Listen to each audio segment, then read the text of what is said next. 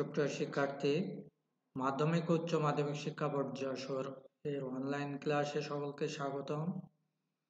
আমি Magura police lines মাধ্যমিক বিদ্যালয়ের সহকারী শিক্ষক পরিমল কুমার দাস। আজ তোমাদের সামনে নবম এবং দশম শ্রেণীর শিক্ষার্থীদের জন্য হিসাব বিজ্ঞান নিয়ে উপস্থিত হয়েছি। প্রিয় শিক্ষার্থী, তোমরা বই খাতা কলম নিয়ে প্রস্তুত হও।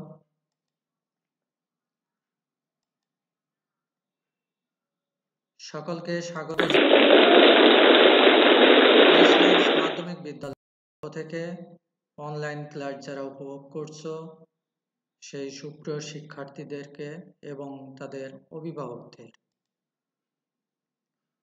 নিশ্চয়ই তোমরা ভালো আছো।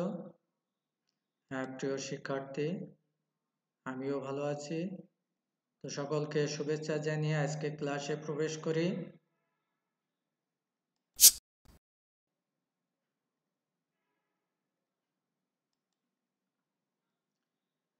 প্রথমে নিয়ে এসেছি পরিচিতি। আজকে ক্লাসটি নবম এবং দশম শ্রেণীর শিক্ষার্থীদের জন্য। বিষয় হিসাব বিজ্ঞান, অধ্যায় দশম। এটি অধ্যায়ের প্রথম ক্লাস। আমি পরিমল দাস, সিনিয়র শিক্ষক, পুলিশ লাইন্স মাধ্যমিক বিদ্যালয় মাগুরা। এখানে মোবাইল নাম্বার দেওয়া আছে। যদি ক্লাসে বাইরে কারো কোনো প্রশ্ন থেকে থাকে তাহলে তোমরা অবশ্যই প্রশ্ন করতে পারবে এবং জানতে পারবে যে কোনো বিষয় সম্পর্কে। সুপ্রিয় শিক্ষার্থী, তোমাদের বিদ্যালয়ের একটি অ্যাসেম্বলি চিত্র দেখতে পাচ্ছ।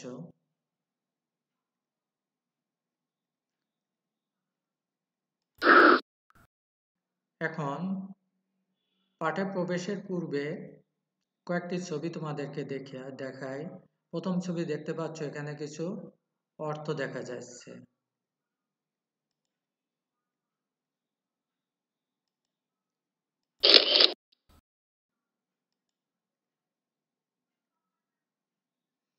এখানে আরো একটি ছবি দেখতে পাচ্ছ যেখানে অর্থ গণনা করা হচ্ছে। তাহলে প্রিয় শিক্ষার্থী বলতে পারবে যে আজকে পাঠের বিষয় কি হতে পারে?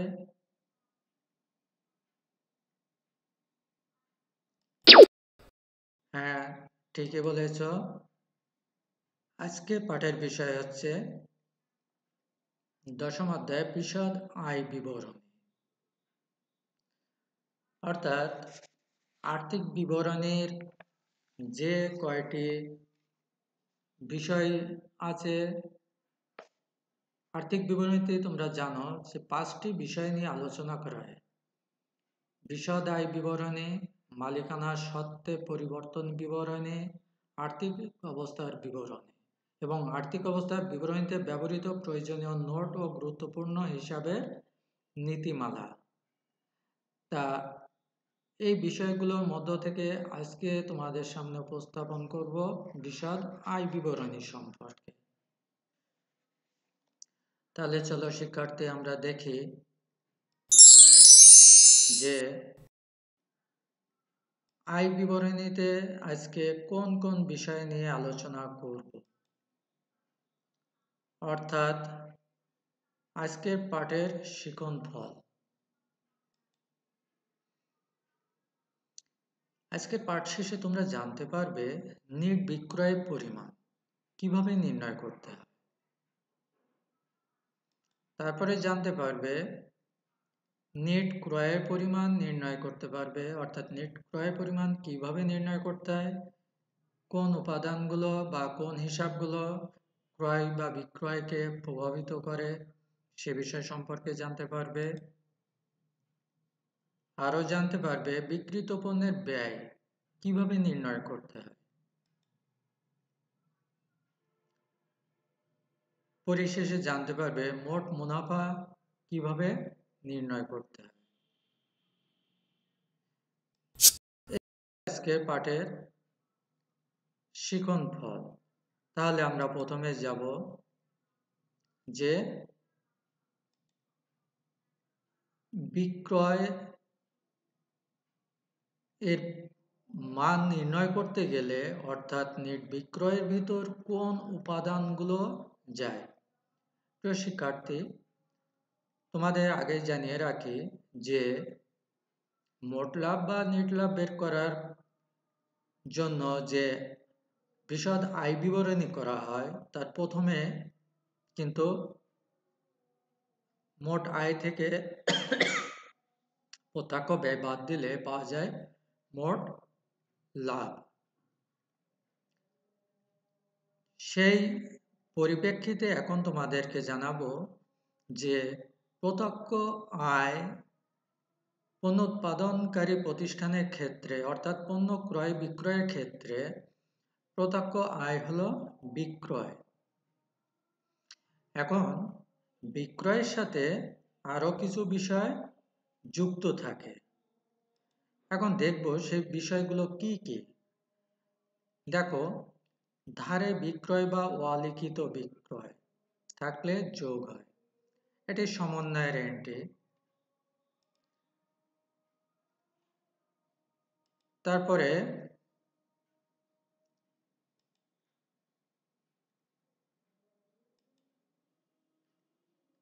বিক্রয় ফেরত যদি থাকে, বিক্রয় ফেরত বাদ দিতে হয়। এরপর বিক্রয় বাটা, বিক্রয় বাটা থাকলেও ফেরত দেওয়া হয়। তো প্রিয় শিক্ষার্থী, তোমাদের জানিয়ে রাখি রেয়া মিলে অনেক সময় বিক্রয় ফেরত বা ক্রয় ফেরত উল্লেখ না করে সরাসরি দেয়া থাকে ফেরত। সেক্ষেত্রে তোমরা জানো বিক্রয় যেহেতু রেয়া মিলে ক্রেডিটই থাকে, তাহলে বিক্রয় ফেরত অবশ্যই ডেবিটই থাকবে। আর যখন শুধু রেয়া মিলে ফেরত কথাটা উল্লেখ থাকবে তখন মনে রাখবে যে রেয়া মিলের ডেবিট পাশে থাকবে বিক্রয় ফেরতের টাকা এবং ক্রেডিট পাশে থাকবে ক্রয় ফেরতের টাকা। বিক্রয় বাটা ঠিক একই রূপ। যদি বিক্রয় বাটা উল্লেখ না থাকে, অনেক সময় থাকে ব্যবসায়িক বাটা বা কারবারি বাটা। এরূপ ক্ষেত্রে দেখতে হবে বিক্রয় বাটা না থেকে যদি কারবারি বাটা বা ব্যবসায়িক বাটা বলে ডেবিট পাশে টাকা থাকে, তাহলে সেটি ধরে নেবে বিক্রয় বাটা। তখন বিক্রয় থেকে সেটি মাইনাস হবে, অর্থাৎ বিয়োগ হবে। ঠিক একইভাবে ক্রেডিটই থাকলে সেটি হবে ক্রয় বাটা। ফেরতের ক্ষেত্রে একই রূপ। যদি ফেরত দুই দিকে টাকা থাকে তাহলে তো ডেবিটটা বিক্রয় ফেরত, ক্রেডিট পাশের টাকা হলো ক্রয় ফেরত। তাহলে বিক্রয় থেকে বিক্রয় ফেরতটা বাদ যাবে। এরপরে মুনাফাবিহীন বিক্রয়, অর্থাৎ অনেক সময় বিনা লাভে পণ্য বিক্রয় করা হয়। সেক্ষেত্রে এই মুনাফাবিহীন বিক্রয়টা বিক্রয় থেকে বাদ দেওয়া হয় এবং ক্রয় থেকেও বাদ দেওয়া হয়। বাদ দেওয়ার পরে যে টাকাটা পাওয়া যাবে সেটি হচ্ছে নেট বিক্রয়। সাধারণত বিক্রয়ের সাথে এই হিসাবগুলো থাকে। এছাড়া মালিক যদি বিক্রয় মূল্যে পণ্য উত্তোলন করে তাহলে সেটিও বিক্রয়ের সাথে যুক্ত হয়। এরূপ অনেক এন্ট্রি থাকতে পারে, তবে তোমাদের এর বাইরে সাধারণত কোনো হিসাব থাকবে না। বিধায় তোমাদের জন্য এই ছকটা আমি উপস্থাপন করেছি। ছকটা তোমরা উঠিয়ে নিতে পারো যে কিভাবে প্রত্যক্ষ আয় অর্থাৎ নেট বিক্রয়ের পরিমাণ নির্ণয় করা যায়। তোমরা জানো আয় বিবরণীর প্রথম যে কাজটা সেটি হলো প্রত্যক্ষ আয় কতটুকু সেটা নির্ণয় করা। তা পণ্য ক্রয় বিক্রয়ের ক্ষেত্রে প্রত্যক্ষ আয় বলতে বিক্রয় আয়টাকে বোঝানো হয়। আর সেবা প্রদানকারী প্রতিষ্ঠানের ক্ষেত্রে কিন্তু একটু অন্যরূপ। তখন মোট আয় থেকে মোট ব্যয় বাদ দিলে পাওয়া যায় নেট লাভ। তা সেবা আয়ের যখন অঙ্ক করব তখন সে সম্পর্কে আলোচনা করব। এখন তোমরা পণ্য ক্রয় বিক্রয় ক্ষেত্রে কিভাবে আয় বিবরণী করবে তার প্রথম ধাপটি হলো এই। তোমরা মনে রাখবে যে বহু ধাপ পদ্ধতিতে এই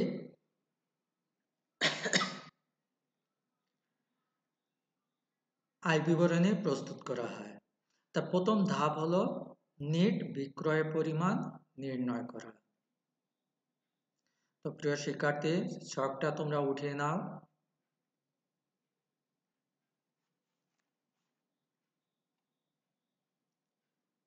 নিশ্চয়ই উঠানো হয়েছে।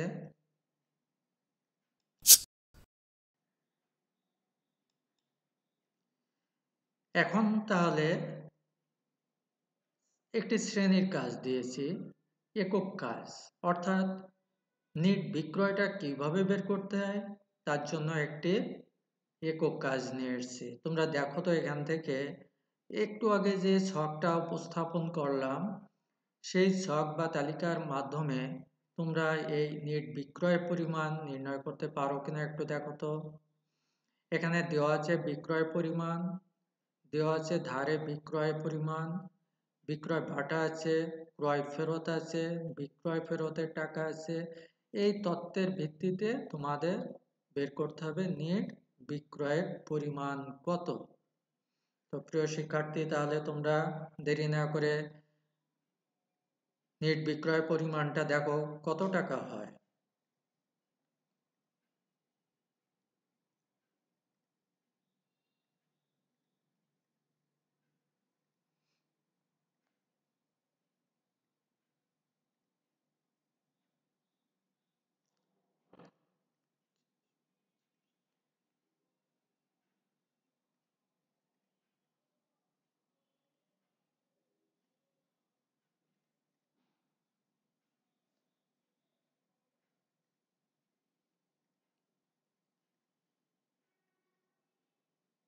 সুপ্রিয় শিক্ষার্থী, নিশ্চয় হয়ে গেছে। হ্যাঁ, তাহলে দেখো আমিও নেট বিক্রয় পরিমাণ নির্ণয় করেছি, সেটি তোমরা তোমাদের কাজের সাথে মিলিয়ে নাও। দেখো তো তোমাদের উত্তর কত হয়েছে আর আমার কত হয়েছে, এটি এক আছে কিনা। ওইখানে ছিল, অর্থাৎ উদ্দীপকে ছিল বিক্রয় পরিমাণ 40,000 টাকা, ধারে বিক্রয় ছিল 10,000 টাকা, বিক্রয় ফেরত ছিল 3,000 টাকা। তাহলে বিক্রয়ের সাথে ধারে বিক্রয় যোগ হয়েছে, এরপরে বিক্রয় ফেরতের টাকা বিয়োগ হয়েছে এবং বিক্রয় বাটা বিয়োগ হয়েছে। তাহলে এগুলো যোগ বিয়োগ করার পরে দেখা গেল যে টাকাটা পাওয়া গিয়েছে, অর্থাৎ এখানে টাকা পাওয়া গিয়েছে কত, 44,000 টাকা। এই 44,000 টাকাই হচ্ছে নেট বিক্রয়ের পরিমাণ, অর্থাৎ প্রত্যক্ষ আয়। তাহলে এখন দেখো এর উপর কারো কোনো প্রশ্ন আছে কিনা। যদি প্রশ্ন থাকে তোমরা প্রশ্ন করতে পারো।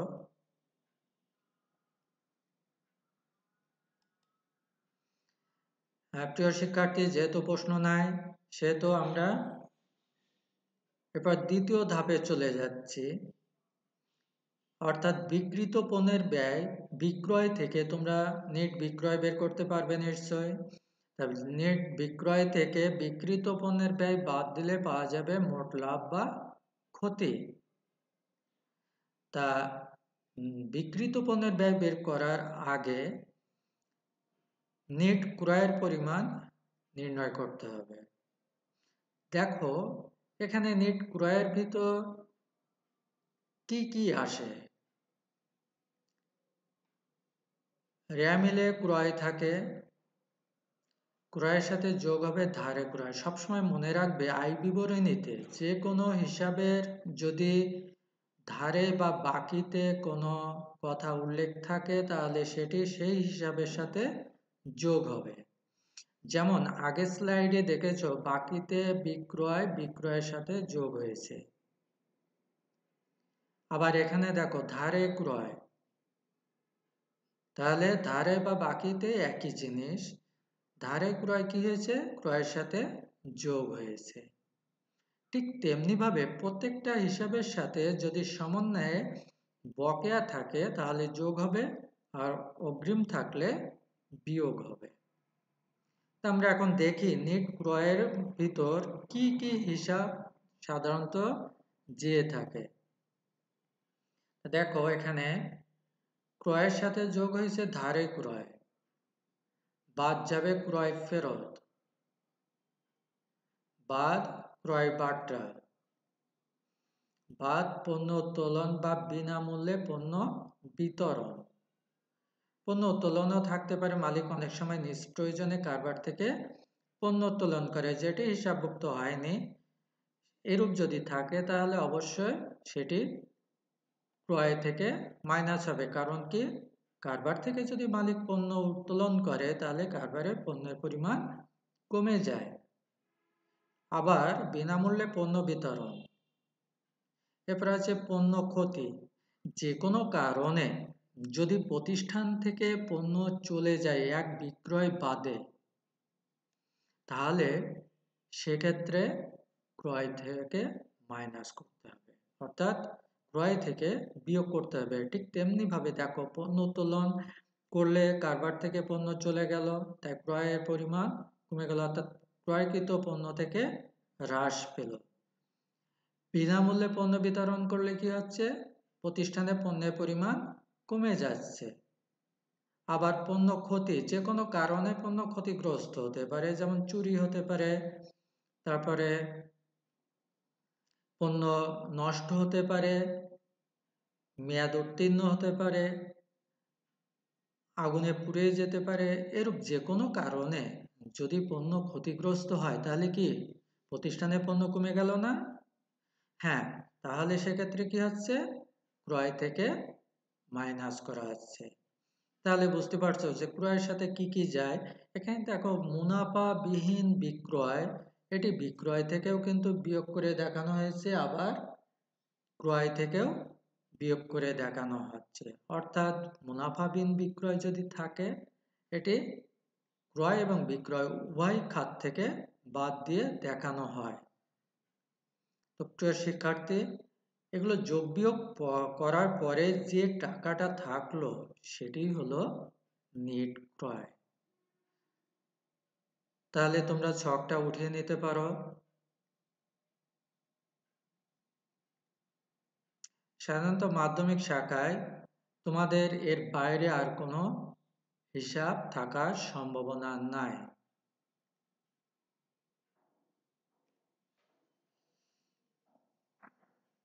প্রিয় শিক্ষার্থী, নিশ্চয়ই উঠানো হয়ে গেছে। তাহলে আমরা এখন দেখব এর একটি উদাহরণ।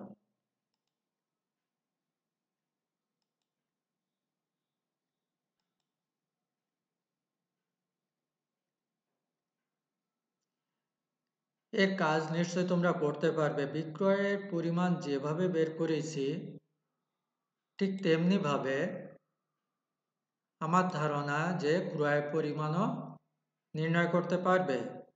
কারণ কি, উদ্দীপকে যদি, তবে এক্ষেত্রে একটা কথা মনে রাখবে তোমরা, যে এতগুলো হিসাব কোনো প্রশ্নে থাকতেও পারে, নাও থাকতে পারে, তবে সাধারণত এতগুলো হিসাব থাকে না।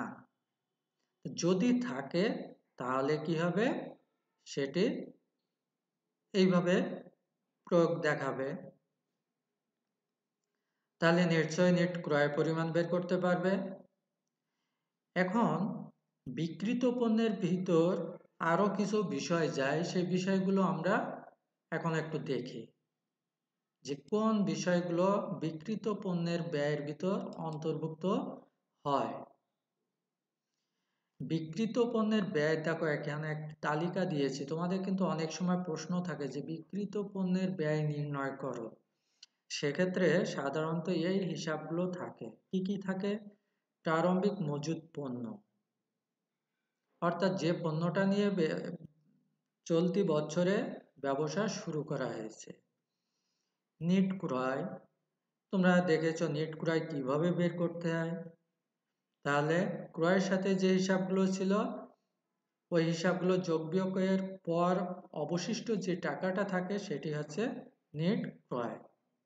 তা আমি এখানে নেট ক্রয় আবার ওই ছক নিয়ে আসিনি, যেহেতু পূর্বের ছকে তোমাদের নেট ক্রয় পরিমাণ কিভাবে নির্ণয় করতে দেখিয়েছি। এরপরে আন্তঃপরিবহন বা ক্রয় পরিবহন একই জিনিস, বা বহন খরচ বা পণ্য আনায়ন খরচ একই জিনিস, কিন্তু ভাষা বিভিন্ন হলেও দেখো এগুলো কিন্তু একই অর্থ প্রকাশ করছে। কি আন্তঃপরিবহন মানে পণ্য ক্রয় করে নিয়ে আসার সময় যে খরচটা সেটা হচ্ছে আন্তঃপরিবহন। ক্রয় পরিবহন বা পণ্য পরিবহন এগুলো কিন্তু সবই এই ক্রয় পরিবহন বা আন্তঃপরিবহন যাই বলো বা অন্তর্মুখী বহন খরচ সবই একই জিনিস। এটি প্রত্যক্ষ ব্যয়, অর্থাৎ এই বিক্রিত পণ্যের ব্যয়ের ভিতর যাবে প্রত্যক্ষ ব্যয়গুলো। এখন প্রত্যক্ষ ব্যয়টি কি কি আছে সেগুলো তোমাদের জানায়। প্রত্যক্ষ ব্যয়টি যায় সাধারণত পণ্য ক্রয়ের সাথে সংশ্লিষ্ট যাবতীয় খরচগুলো। এরপর আছে আন্তঃপরিবহন বা ক্রয় পরিবহন বলেছি শুল্ক বা আমদানি শুল্ক বা নগর শুল্ক। একই জিনিস বিভিন্ন নামে থাকতে পারে, কোথাও থাকতে পারে শুল্ক, কোথাও থাকতে পারে আমদানি শুল্ক, আবার কোথাও থাকতে পারে নগর শুল্ক। যাই থাকুক, এই জন্য এখানে অবলিক দিয়ে আমি এতগুলো নাম দিয়েছি যাতে তোমরা এগুলো বুঝতে পারো যে জিনিসটা কি। এরপর আছে মজুরি বা কুলির মজুরি, একই জিনিস। জ্বালানি, ডক চার্জ বা বন্দর খরচ। এই প্রত্যক্ষ খরচগুলো থেকে সমাপনী মজুত পণ্যের মূল্য বাদ দেওয়ার পর যে টাকা থাকে সেটি হলো বিক্রিত পণ্যের ব্যয়। প্রিয় শিক্ষার্থী, দেখো বিক্রিত পণ্যের ব্যয় সম্পর্কে কারো কোনো প্রশ্ন আছে কি না?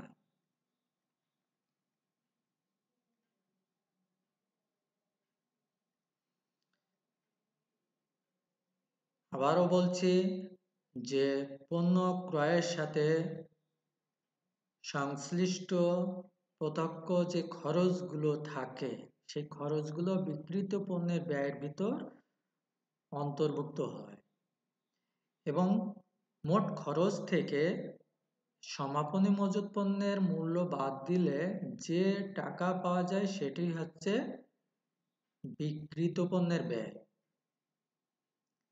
এক্ষেত্রে আরেকটি কথা মনে রাখবে, এখানে যে ব্যয়গুলো দিয়েছি আমি আগেই বলেছি কিন্তু যে এই ব্যয়গুলোর সাথে সমন্বয়ে, আবারও বলছি সমন্বয়ে, অর্থাৎ রেয়ামিলে ভিতরে না, রেয়ামিলের বাইরে যদি উল্লেখ থাকে যে এর যে কোনো হিসাবে কোনো টাকা বকেয়া আছে, যেমন বকেয়া মজুরি, বকেয়া পরিবহন খরচ, এরূপ যে কোনো খরচ যদি বকেয়া থাকে তাহলে এই খরচগুলোর সাথে যোগ হবে। আর যদি অগ্রিম থাকে তাহলে কি হবে? হ্যাঁ, অগ্রিম থাকলে বিয়োগ হবে। যেহেতু বকেয়া থাকলে যোগ হবে তাহলে স্বভাবতই চলে আসে যে অগ্রিম হলে এর বিপরীত কাজ অর্থাৎ বিয়োগ হবে। তাহলে বলো এর উপর কারো কোনো প্রশ্ন আছে কিনা? যদি প্রশ্ন না থাকে তাহলে আমরা দেখব এখন কিভাবে বিক্রিত পণ্যের ব্যয় নির্ণয় করতে হয়। তোমরা ছকটা উঠিয়ে নাও।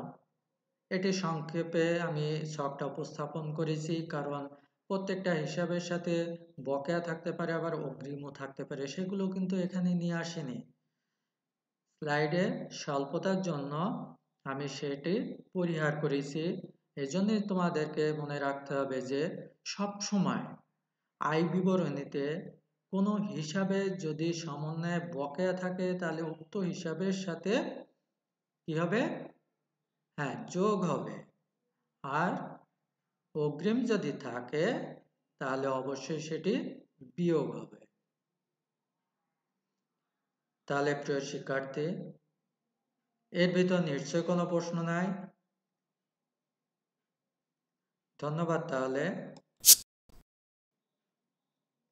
এখানে দেখো একটি উদাহরণ নিয়ে এসেছি। এখানে একটি রেয়ামিল দেওয়া আছে, তোমাদের এরকম একটি প্রশ্ন দেওয়া থাকবে যে একটি রেয়ামিল দেওয়া থাকবে। রেয়ামিল নিশ্চয়ই তোমরা কি জানো, আগে তোমাদের রেয়ামিলের উপর ক্লাস নিয়েছি, তোমরা রেয়ামিল প্রস্তুত করতে পেরেছো। তাহলে দেখো এখানে একটি রেয়ামিল দেওয়া আছে, রেয়ামিলের নিচে কিছু সমন্বয় দেওয়া আছে। সমন্বয়গুলো কি কি? সমাপনী মজুত পণ্য 20,000 টাকা। সমাপনী মজুত পণ্য মানে বছর শেষে হাতে যে পণ্যটা আছে, অর্থাৎ অবিকৃত মজুত পণ্যের পরিমাণটাই হচ্ছে সমাপনী মজুত পণ্য। তো প্রিয় শিক্ষার্থী, এখানে আরো একটি কথা তোমাদের স্মরণে দিতে চাই, সেটি হলো এই যে সমাপনী মজুত পণ্য 20,000 টাকা, এর কিন্তু দুটি মূল্য থাকতে পারে, একটি বাজার মূল্য, একটি লিখিত মূল্য। তাহলে কখনো যদি এরূপ দুটো মূল্য দেয়া থাকে তাহলে তোমরা কি করবে? এই দুটো মূল্য থেকে যে মূল্যটা কম সেটি কিন্তু তোমরা গ্রহণ করবে, অর্থাৎ হিসাবে অন্তর্ভুক্ত করবে, আর যেটি বেশি সেটি নেবে না। এরপরে দেখো ধারে ক্রয়। ধারে ক্রয় কি করতে হয় তোমরা জানো, একটু আগেই বললাম যে সমন্বয়ে যদি কোনো বকেয়া থাকে তাহলে ওই বকেয়া হিসাবটি উক্ত হিসাবের সাথে যুক্ত হবে। যেমন ধারে ক্রয়, তাহলে যেহেতু ক্রয় ধারে আছে, অর্থাৎ অলিখিত ক্রয় বা ধারে ক্রয় যাই থাকুক, যদি ধারে বা বাকিতে থাকে তাহলে সেটি উক্ত হিসাবের সাথে যুক্ত হবে। তাহলে ধারে ক্রয়, তাহলে ক্রয়ের সাথে যুক্ত হবে। তাহলে ক্রয় এখানে আছে কত? 30,000, আর এখানে আছে 5,000, তাহলে মোট ক্রয়ের পরিমাণ হবে 35,000। ঠিক একই রূপে বিক্রয়ের পরিমাণ দেখো 10,000 টাকা দেওয়া আছে ধারে, যা হিসাবভুক্ত হয়নি বলেই কিন্তু সমন্বয় দেওয়া আছে। তবে যদি কখনো এখানে উল্লেখ থাকে যে যা হিসাবভুক্ত আছে তাহলে আর আসার প্রশ্ন নেই, আর হিসাবভুক্ত নাই বিধায় সমন্বয় দেওয়া আছে। তাহলে ধারে বিক্রয় কি হবে? এই বিক্রয়ের টাকার সাথে যোগ হবে। প্রিয় শিক্ষার্থী, এরপর দেখো বিনামূল্যে পণ্য বিতরণ 2,000 টাকা। তা পণ্য বিতরণ যখন করা হলো তখন কি হলো? পণ্যের পরিমাণ বাড়লো না কমলো? নিশ্চয় পণ্যের পরিমাণ কমে যাবে। আর আগে তোমাদেরকে বলেছিলাম যে কি পণ্যের পরিমাণ যদি কমে যায় তাহলে ক্রয় থেকে মাইনাস করতে হবে। তাহলে এখন তোমরা এই উদ্দীপক থেকে নিশ্চয় মোট লাভ বা বিক্রিত পণ্যের ব্যয় নির্ণয় করতে পারবে।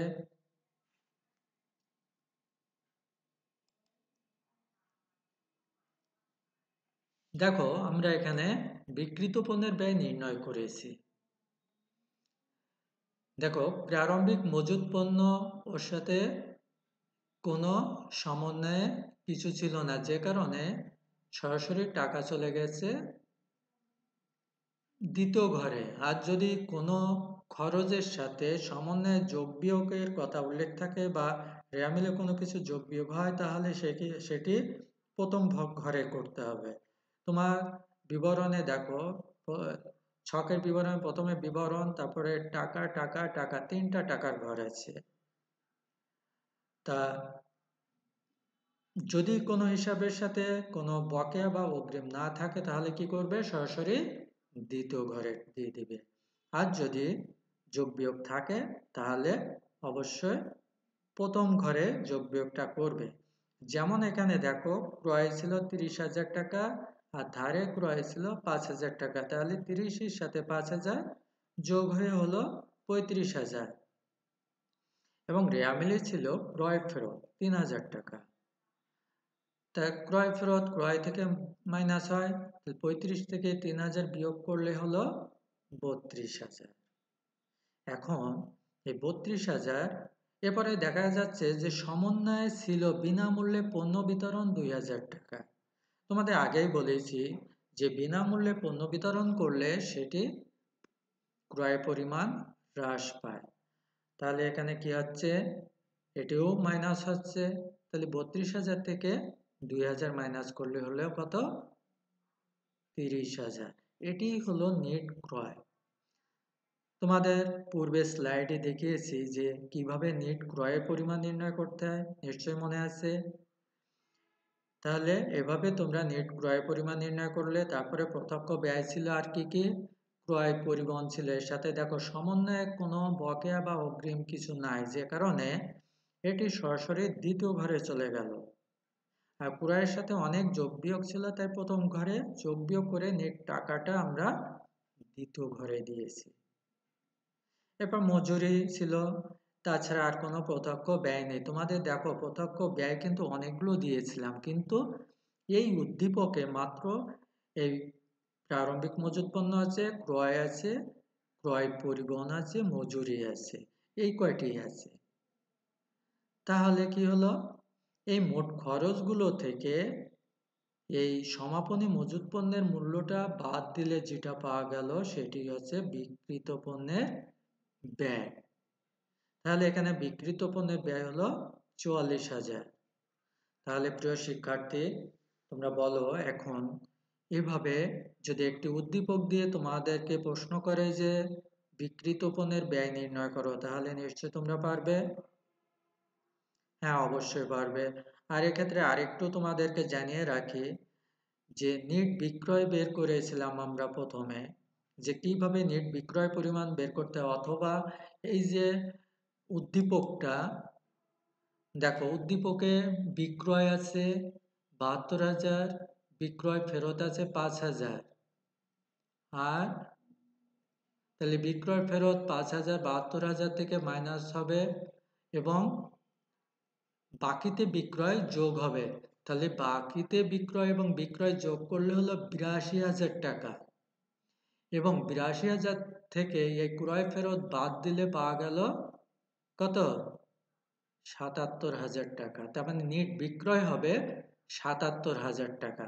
তো প্রিয় শিক্ষার্থী, তোমাদের এই 77,000 থেকে 44,000 বিয়োগ করলে, অর্থাৎ নেট বিক্রয় থেকে এই বিক্রিত পণ্যের ব্যয় বাদ দিলে যেটা পাওয়া যাবে সেটি হবে মোট মুনাফা। তাহলে এখন তোমরা বলো, এই মোট মুনাফা বের করতে গেলে তোমাদের কোনো কষ্ট বা কোনো সমস্যার সম্মুখীন হবে কি না। এরপরেও যদি বুঝতে না পারো তাহলে তোমরা প্রশ্ন করো। আশা করি তোমাদের প্রশ্ন না থাকারই কথা। তারপরেও যদি কারো কোথাও সমস্যা থেকে থাকে অবশ্যই প্রশ্ন করো। তাহলে ধন্যবাদ প্রিয় শিক্ষার্থী। এখানে দেখো পুরা আয় বিবরণীর একটি ছক নিয়ে এসেছি। তোমরা মোট লাভ পর্যন্ত দেখলে, মোট লাভের পরে এখানে দেখো নেট বিক্রয় পরিমাণ এই টাকা, এরপরে বাদ বিক্রিত পণ্যের ব্যয়, লেখাটা একটু ছোট আছে যদিও, আমি মুখে বলে দিচ্ছি।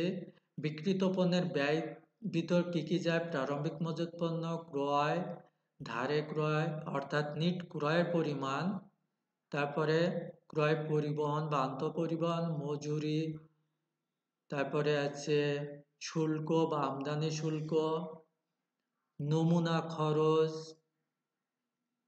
তারপরে আছে জলযান ভাড়া বা জাহাজ ভাড়া, ডক চার্জ। এই সমস্ত প্রত্যক্ষ খরচগুলো যোগ করে যে টাকা হবে সেখান থেকে সমাপনী মজুত পণ্যের মূল্য বাদ দিলে পাওয়া যাবে বিক্রিত পণ্যের ব্যয়। তাহলে নেট বিক্রয় থেকে বিক্রিত পণ্যের ব্যয় বাদ দিলে পাওয়া যাবে মোট মুনাফা।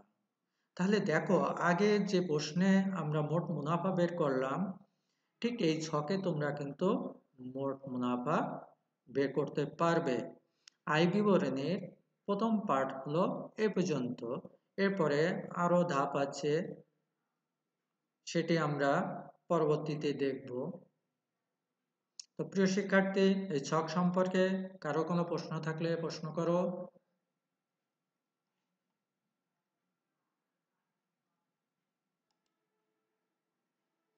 ধন্যবাদ প্রশ্ন না থাকার জন্য।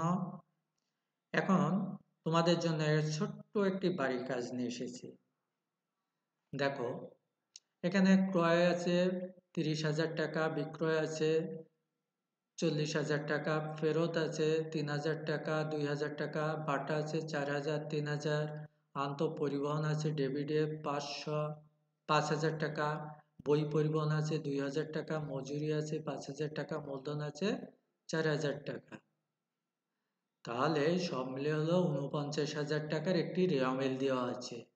এখান থেকে সমন্বয়ে দেখো আছে সমাপনী মজুত পণ্য 8,000 টাকা, অলিখিত ক্রয় 2,000 টাকা ও অলিখিত বিক্রয় আছে 2,000 টাকা। অলিখিত ক্রয় বিক্রয় এবং ধারে ক্রয় বিক্রয় কিন্তু একই। বকে মজুরি আছে 1,000 টাকা, বিনামূল্যে পণ্য বিতরণ আছে 2,000 টাকা। তোমাদের কাজ হবে কি মোট মুনাফা নির্ণয় করা। তাহলে প্রিয় শিক্ষার্থী, তোমরা এই উদ্দীপকের সাহায্যে মোট মুনাফা নির্ণয় করে আসবে। এরপরেও দেখো, এখানে কাজ করতে যদি মনে করো কোথাও কোনো সমস্যার সম্মুখীন হতে পারো, তাহলে প্রশ্ন করো। আর প্রশ্ন না করলে আমরা ক্লাসে প্রায় শেষের দিকে চলে এসেছি। তাহলে প্রশ্ন থাকলে প্রশ্ন করতে পারো তোমরা।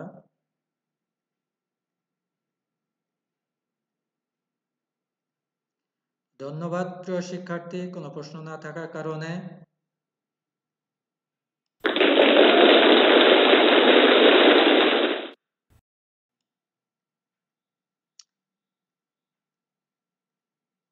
আমরা ক্লাসের শেষ পর্যায়ে চলে এসেছি।